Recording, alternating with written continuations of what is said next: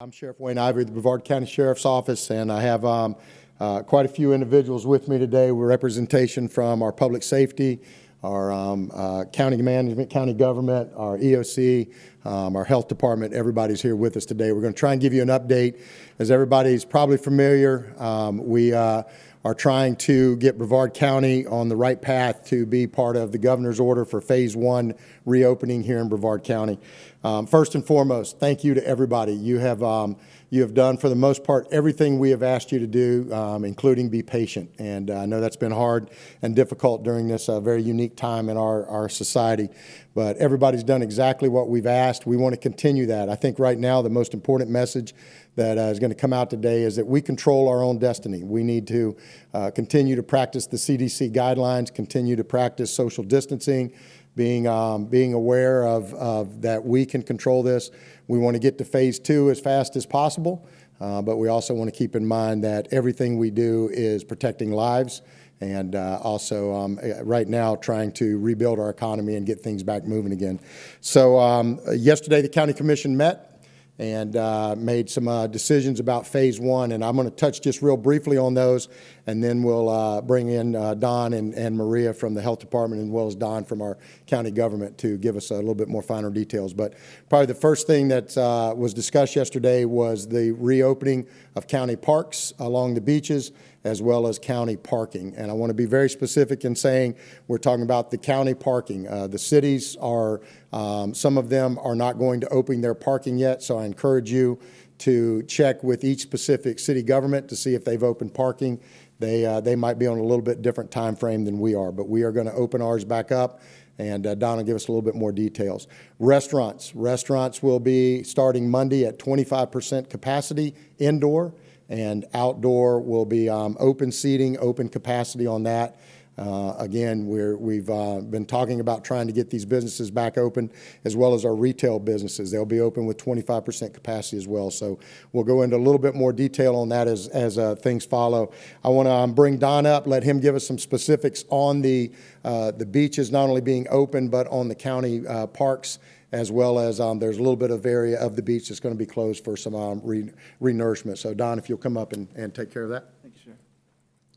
So I'm Don Walker, Communications Director for Brevard County Government.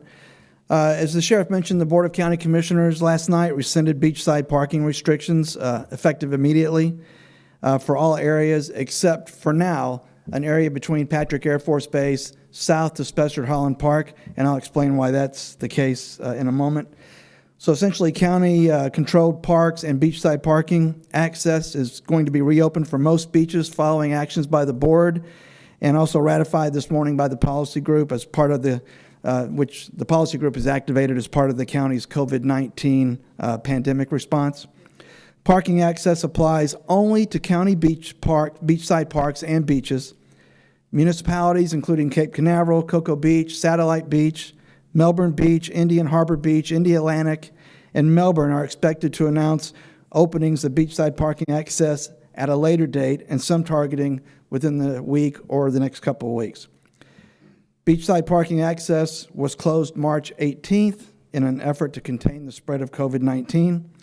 Removal of the barricades put in place to block access to beachside parking areas will begin today, probably going on right now. While beachside parking on county beaches will reopen, a beach renourishment project is underway in areas between Patrick Air Force Base and Spencer Holland. That project will be completed on Wednesday, and that beach area will open effective at 12:01 a.m. on Thursday. Commissioners and policy group members also took action Thursday and today in response to Governor Ron DeSantis' Phase 1 Reopen Florida plan. Among other actions taken include targeting the opening of county government facilities by Monday, May 18th, and the reopening of libraries to 25% capacity as soon as whatever actions need to be taken to make the Centers for Disease Control Centers for Disease Control compliant as far as social distancing and sanitization. On that, I will turn it over to Maria Stahl, who is the administrator for Brevard County, Florida Department of Health. Good afternoon, everyone. I will give everyone an update. As of this morning, we had 289 cases here in Brevard County, and that's a 4-case increase from yesterday. We continue with 8 deaths. Total tests that have been done is 8,985, and we remain at a 3% positivity rate with those tests. We've been varying lately anywhere between 3 and 4%. Currently, we have 10 patients in the hospital. 8 of those patients are in ICU. 4 of those patients are on ventilators. We have 9 long-term care facilities that have cases amongst their staff or residents. Currently, our testing that we're doing here in Brevard County, we're doing the testing for the symptomatic individuals at the health department, and the number remains the same at 321-454-7141. Omni Healthcare is doing testing in Melbourne and Merritt Island. Parish Hospital Medical Center is doing testing at their health and fitness center. Stewart and Health First physicians are doing those privately through their own physicians. Health First is doing first responders. Some urgent care providers are also doing testing, and next week we have Brevard Health Alliance that's going to be taking their mobile van out to select areas to be doing testing for the community. The long-term care facilities continue to be one of our top priorities. We continue to do call downs for all of our long-term care facilities. There's 163 in our county every other day. When there is anyone that is reported as symptomatic in those facilities, our EPI team does go out and do testing with those individuals and does do an assessment of the facility to be sure that they are following all actions that they need to. If necessary, we will pull ACA in and make another visit with ACA. And lastly, there is state IMT teams, state and regional IMT teams that can come out and assist in those facilities. I have Barry Inman, who's the director of our epidemiology here, and he can talk to you a little bit about our contact tracing efforts. Thank you, Maria, and good afternoon. I just wanted to briefly speak, and I appreciate the opportunity to talk about contact tracing. First off, with the health department, that's been going on as long as I can remember, and I've been there quite a long time. We've always done contact tracing. This is nothing new.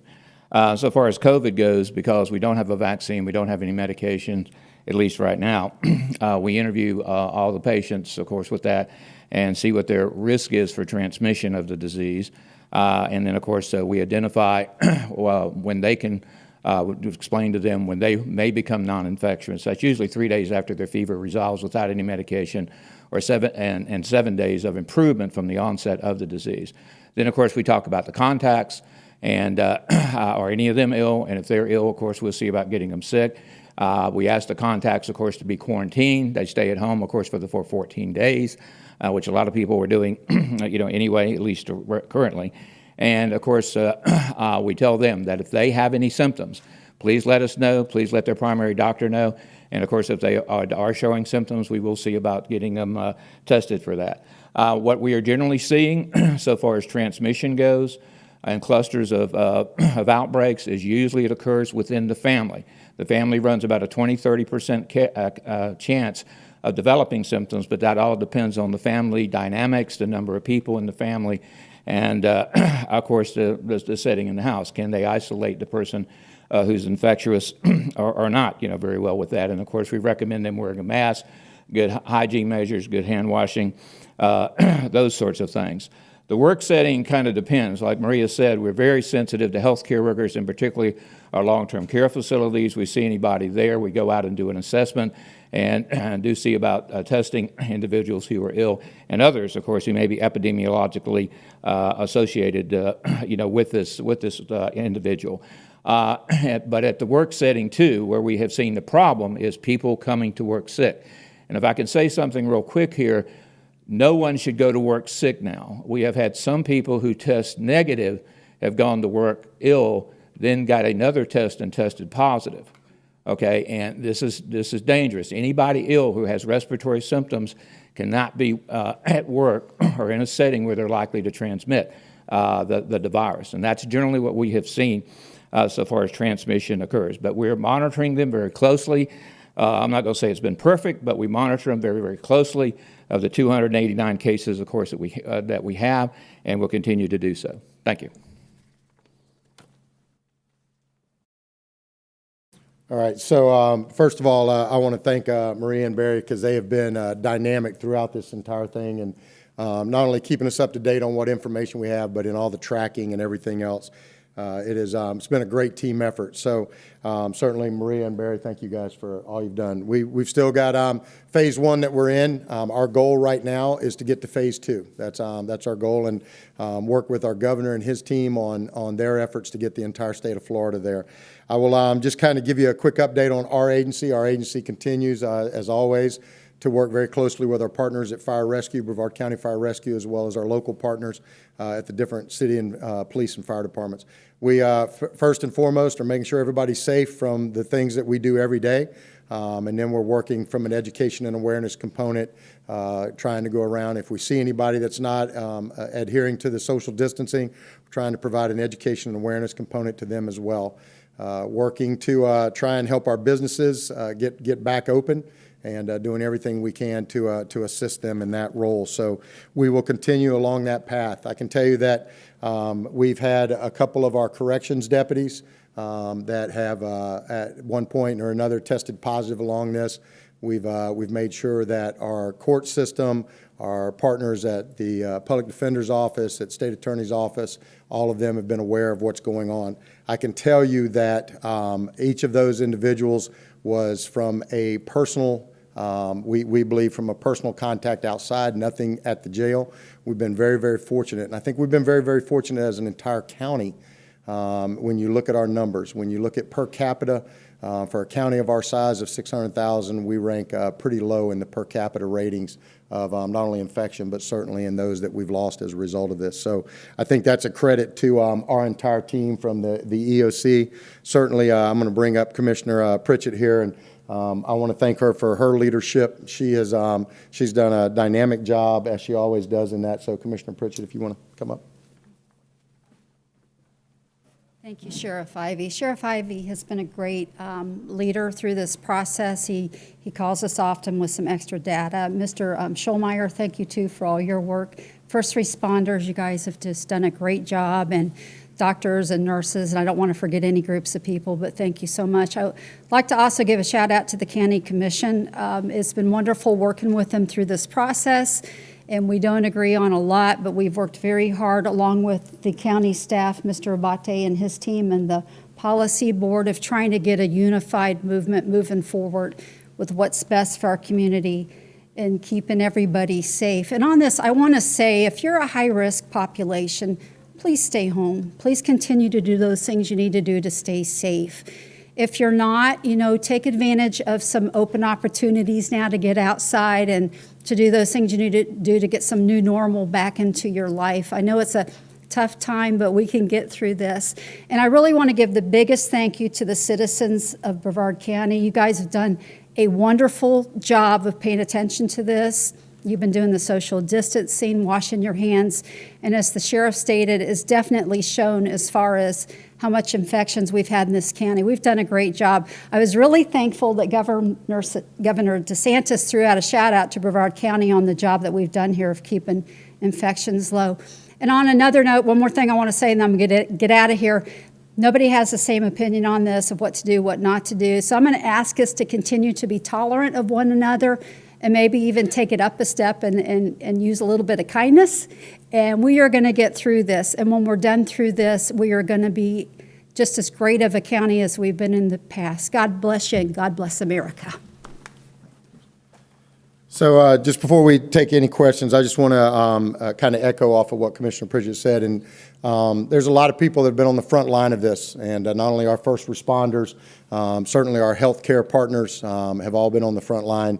And our citizens have shown, our businesses have shown repeatedly how much they appreciate that, from parades at our hospitals to restaurants that have pitched in and brought food to make sure that those that are on the front line are taken care of.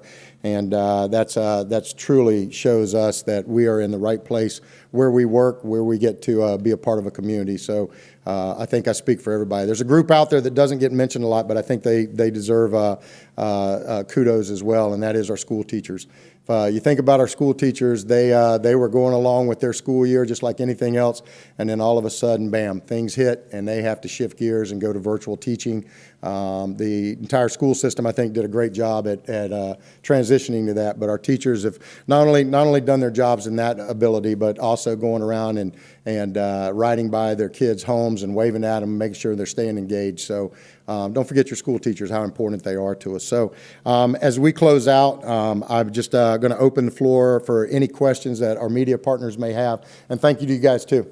You guys have helped us get the word out to our citizens and been a huge part of the success we've had here in Brevard County. So any questions? Yeah, on the tourist and leisure travel prohibition that we have in the county, and it will end exactly when the stay-at-home executive order ends on Monday. Under phase 1, it says long-term rentals are not allowed. Does that mean Airbnbs and hotels are allowed to operate like back to normal? I think, Commissioner, I think the governor's order covers the Airbnbs and vacation rentals. I think they're still restricted, if I remember correctly. Hotels are open at this point, and the restriction that Brevard County had on the hotels has been lifted at this point as well.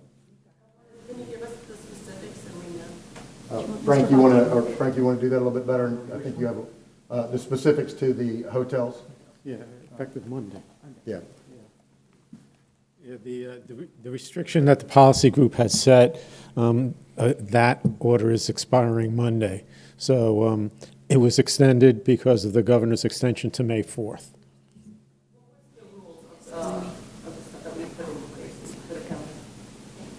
What was the rules? For the hotels? Yeah, do you want to hit that one because you were Yeah, enforcing it? Yeah, the biggest thing with the hotels was we were trying to make sure that the people that were in the hotels, and the hotels, most of them had no clients in them in the first place. But what we're trying to make sure is that there was no one coming from out of town, from out of state. If they were coming here, it needed to be for medical purposes or work purposes. And then also one of the things that the commission took into great consideration was somebody that might perhaps be the victim of domestic violence that was trying to flee a very bad situation. We wanted to make sure they had the opportunity to have a place to stay as well. So again, kudos to our hoteliers. They all worked with us very well in trying to identify what the exact purpose the person was here for. But that has now been lifted, and we're back up and running in accordance with phase 1 at the governor's direction. So also, if caught violating phase 1, like for instance, a gym being open, when it comes to enforcing this, it would be the sheriff's office or the local police agency, or how would that be enforced? Or the Department of Professional Regulations as well on that. And I'll repeat the question back because I know some people may not be able to. The question was if somebody's not complying with the directions of phase 1, what would happen to them?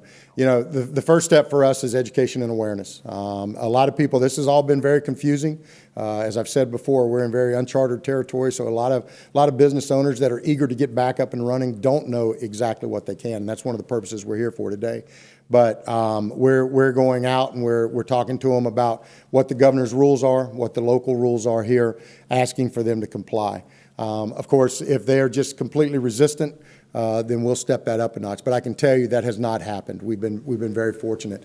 The other thing in our application of that is a level playing field. We want to make sure that one business is not circumventing and being able to open up, and other businesses are not for that. So our team's looking at that. And again, if those complaints come into us, we evaluate it. A lot of it depends on what their occupational license says.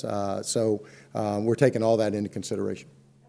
Question. For this upcoming historic rocket launch, what is your advice to tourists and locals of what's the best way of watching it? Do they just rush here and try to watch it on the beach? What is your recommendation for that? I'll go back to a word that we talked about earlier, and that's patience.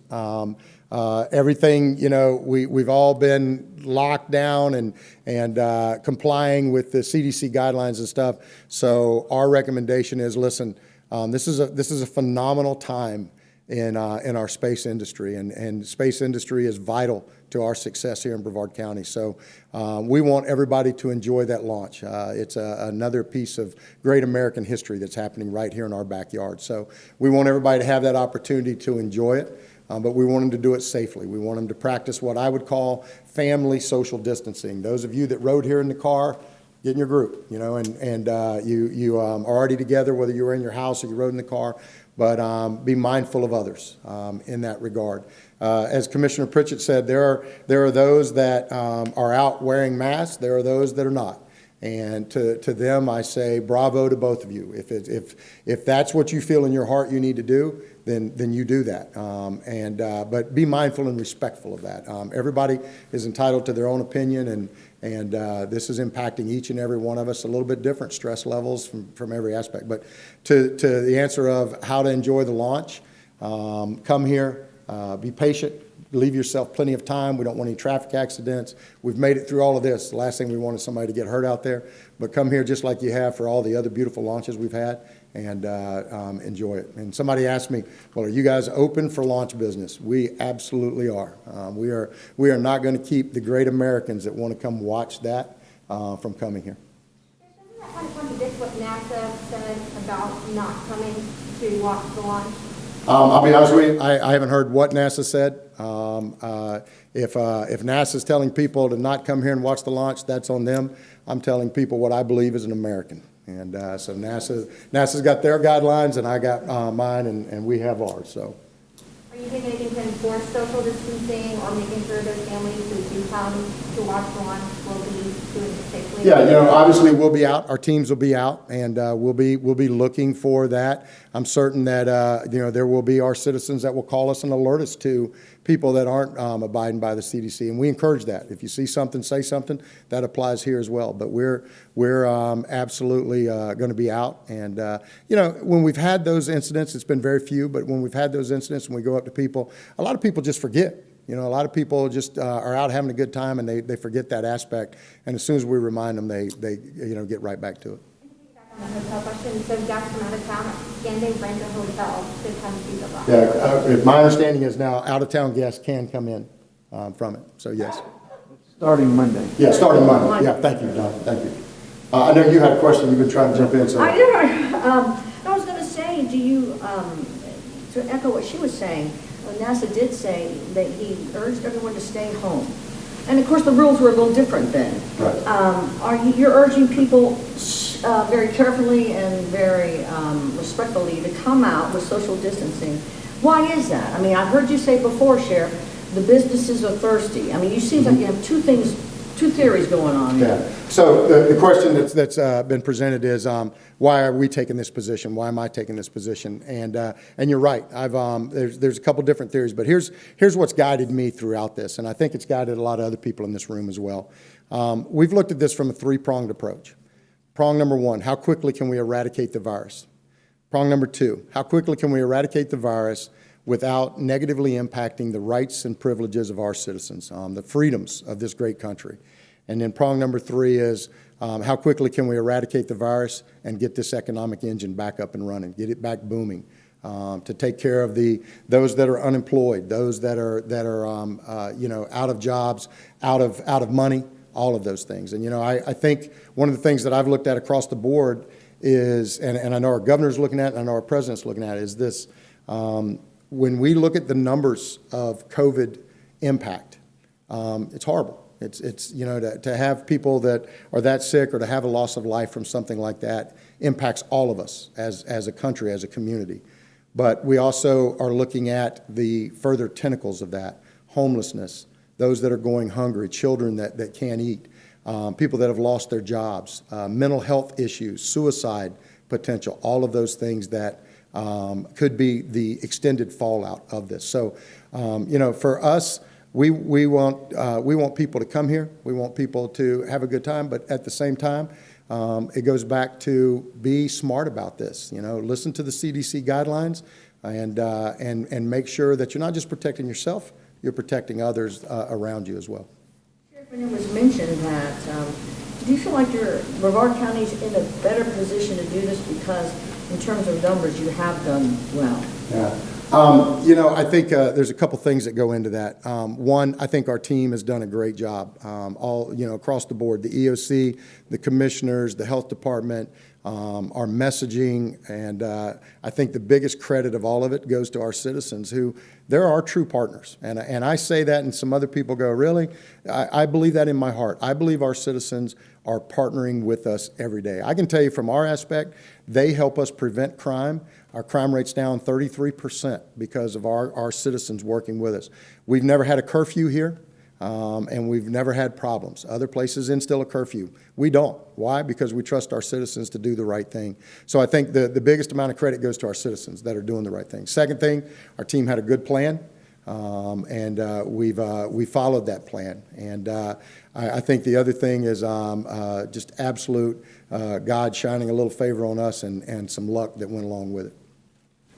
One more question, Dave, go ahead. I'd like if you could amplify a little bit about the deputies, the jail deputies that had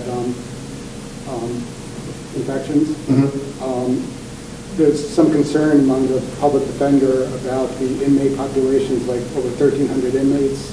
Like, can you discuss what you're doing to test inmates, and if there have been inmates that have shown symptoms that they have been tested or haven't been tested? Yeah, the question is, what have we done to make sure that our inmate population is safe? And, the thing came out that some thought maybe inmates weren't being tested. But, Dave, I think you guys actually did a story about an inmate that was tested, that was brought in by Titusville. So we know we're testing inmates.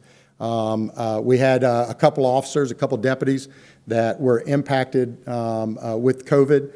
And they followed all the protocols. Actually, as they were impacted, they were on their days off. They followed our exact protocols in making sure that they didn't come to work. They did the quarantine. We notified anybody that we thought could have come in contact with them. And everything has worked just like we would want it to. We've had inmates that, if they're constantly monitored. Our medical team there is making sure that anybody that becomes symptomatic is going through the right protocols and the right procedures. But we've been, as I said, we've been very fortunate. We have not had that. And the jail is, right now, I think our population's at about 79%. We didn't let anybody out of jail because of COVID-19. I know some other areas did, but if you earned your way to jail, we're going to keep you in jail. And very simply put, the jail team out there has done a great job at following our protocols, following our procedures, and we've been very fortunate. As I said earlier, we're in phase 1.